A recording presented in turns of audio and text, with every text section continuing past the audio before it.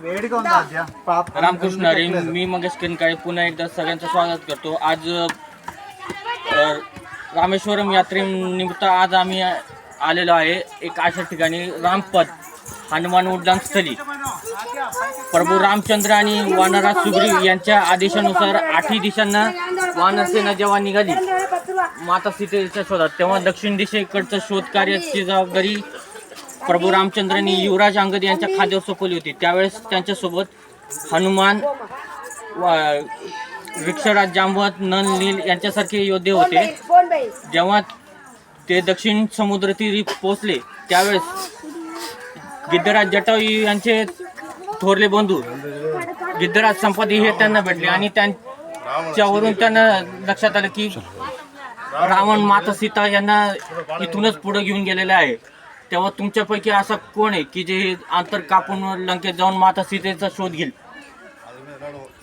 हे विचारलं. तेव्हा जांबवंतांना लक्षात आले की हे कार्य फक्त एकच व्यक्ती करू शकतो, ती म्हणजे अंजनीसूत हनुमान. तेव्हा त्यांच्या लक्षात आलं की लहानपणी मिळालेल्या श्रापामुळे हनुमंत त्यांचे शक्ती विसरलेले आहेत. त्यावेळेस त्यांनी जागृत केलं की जेव्हा तुम्ही लहानपणी सूर्याला एक रसाळ मधुर फळ समजून खाल्लं होतं, अशी तुमच्यात शक्ती. एक समुद्र काय, तुम्ही 7ही समुद्र सरोवर समजून उड्डाण करून पार करू शकता. जेव्हा जांबवंतांनी आठवण करून दिली तेव्हा हनुमंतांनी एक वेळ न दवडता लगेच लंकेच्या दिशेने उड्डाण केले आणि ज्या ठिकाणी ही घटना घडली ते हेच ठिकाण रामपद म्हणजे हनुमान उड्डाण स्थळी. जय श्रीराम. आज आपण या ठिकाणी जे रामेश्वरमची यात्रा करीत आहोत ते श्री यात्रा याचे आयोजक श्री मंगेश वैद्य यांच्यासोबत ही यात्रा घडत आहे. तर अशीच यात्रा घडत राहावं आमची हीच ईश्वरचरणी प्रार्थना. जय श्रीराम. रामकृष्ण हरी.